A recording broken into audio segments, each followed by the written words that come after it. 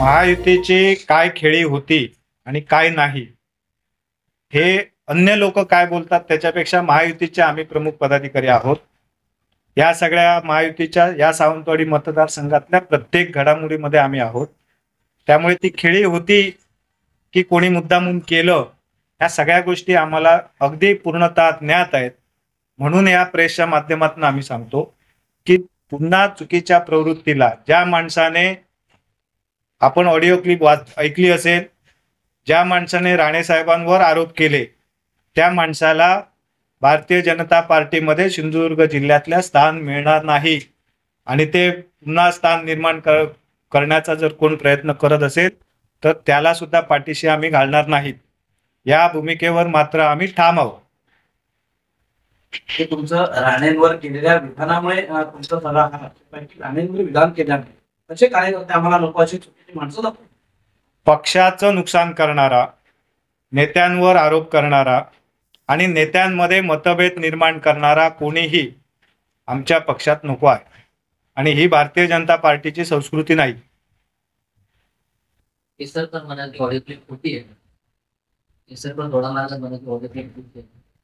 की audio clip आता खोटी आहे की खरी आहे, आता सगळं सरकार स्थापन झालं, पुढच्या 8-10 दिवसात सगळ्या गोष्टी समजायला सुरुवात होतील. आज अजित पवारांनी असंच विधान केलं आणि नंतर त्यांच्या नेत्यांनी म्हटलं ते गमतीने बोलले असते.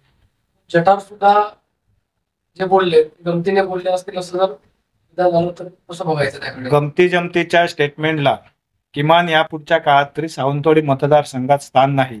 कारण अशाच गमती जमतीच्या स्टेटमेंटमुळे मागच्या कित्येक 2-3 महिन्यामध्ये सावंतवाडी विधानसभा मतदारसंघातल्या कार्यकर्त्याला कुठल्या परिस्थितीतनं जावं लागलं हे आम्ही कालच्या निवडणुकीच्या माध्यमातून जवळून बघितलेलं आहे. म्हणजे भाजपने सगळं निर्माण केलं, भाजपने विचार करायला ताकद दिली, शेवटपर्यंत भाजपच विचार बरोबर होतं. पालकमंत्री होते, पालकमंत्री पण होते, त्यांचं होतं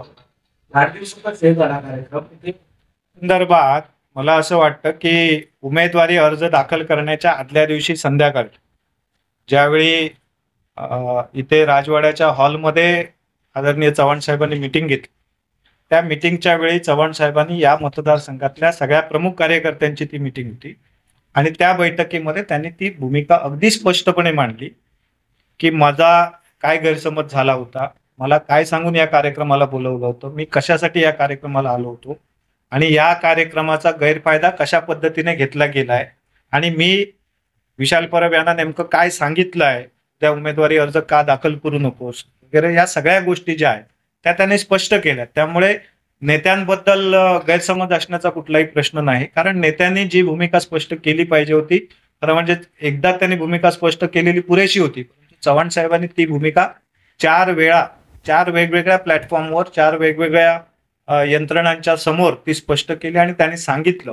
एवढं करून ते थांबले नाहीत तर निवडणुकीचा आपली निवडणूक सांभाळत असताना सुद्धा शेवटच्या टप्प्यापर्यंत सुद्धा प्रत्येक प्रमुख पदाधिकाऱ्याच्या सातत्याने संपर्कात राहिले आणि प्रत्येकाला ही भूमिका त्यांनी सांगितली की महायुतीचा उमेदवार निवडून आलाच पाहिजे, याच्याबद्दल कॉम्प्रोमाइज नाही. आणि आपण बघतात की त्या सगळ्याचं प्रत्येक बूथवर जिथे जिथे भारतीय जनता पार्टी काम करते, मजबूतीने काम करते, तिथे कुठेही आपण मागे पडलो नाही, तिथे प्रत्येक ठिकाणी आपण प्लस झालो.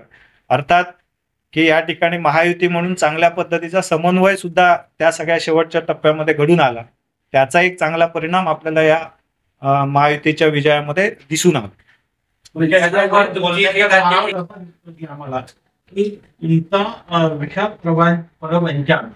जर भाजपात त्यांना पुन्हा घ्यायला विरोध आहे 100% एकंदरीत तुमच्या बोलण्यात किंवा त्यांची भालावण करणं विशाल परब यांच्या प्रवेशाला विरोध. ज्या माणसाने आदरणीय राणे साहेबांवर आरोप केलाय त्या माणसाला इथे कुठल्याही प्रकारचं स्थान नाही. ते प्रयत्न करत असतील त्याबद्दल प्रश्न नाही. कारण आता सत्य भाजप शिवाय आणि शिवसेनेशिवाय दुसरा पर्याय नाहीये. ते महायुतीत आहे, तुमचा काय विरोध असणार आहे? तर केसर आता म्हणतात केसरकर मंत्र्यांची गृहमंत्र्यांची होत नाही, गृहमंत्री आहेत ते. मग समजा केसरकरांनी त्यांना आपल्या बाजूला घेतलं तर तुमचा विरोध असा राणे साहेब आहेत ना जिल्ह्यात. राणे साहेबांना चव्हाण साहेबांना विचारल्याशिवाय या सिंधुदुर्ग जिल्ह्यात महायुतीतला कुठलाही निर्णय होणार नाही. मी आता बोलतो दिवसात सरकार स्थापन होईल, त्याच्यानंतर सर्व व्हिडिओ क्लिप वगैरे काय सत्य असत्य काय ते बाहेर पडेल. नेमकं म्हणजे काय तुम्ही काय इशारा देता? पुन्हा भेटू ना, त्यावेळी मी स्पष्टपणे अधिक स्पष्टता या विषयातली मांडत जाईल. कारण आम्ही हे युद्ध आमचं संपलं नाहीये, आता सुरुवात झाली आहे. जे लोकसभेमध्ये काही आरोप केले गेलेले आहेत त्या आरोपांची आता सरकार स्थापन झाल्यानंतर तुम्ही चौकशी करणार आहात, त्या चौकशीची मागणी लावून नक्की नक्की. आणि राणे साहेब, तुम्हाला आठवत असेल की राणे साहेबांनी सुद्धा या निवडणुकीच्या काळामध्ये ही भूमिका स्पष्ट केली आहे की जे काही चुकीचे उद्योग काही मंडळींच्या माध्यमातनं या मतदारसंघामध्ये किंवा किंबहुना सिंधुदुर्ग जिल्ह्यामध्ये केले जात आहेत त्याची चौकशीची मागणी आपण केलेली आहे. परंतु ती चौकशी निवडणुकीच्या काळामध्ये झालेली नाही, पण निश्चितपणे त्याच्यानंतरच्या कालावधीमध्ये ती होईल. ही भूमिका राणे साहेबांनी वेंगुर्ल्यातल्या मेळाव्यात सुद्धा मांडली, दोडामार्ग मधल्या मेळाव्यात सुद्धा मांडली आहे. आणि त्यामुळे मला खात्री आहे की राणे साहेब जेव्हा बोलतात एखादी गोष्ट त्यावेळी ती पूर्णत्वास निश्चितपणे नेतात.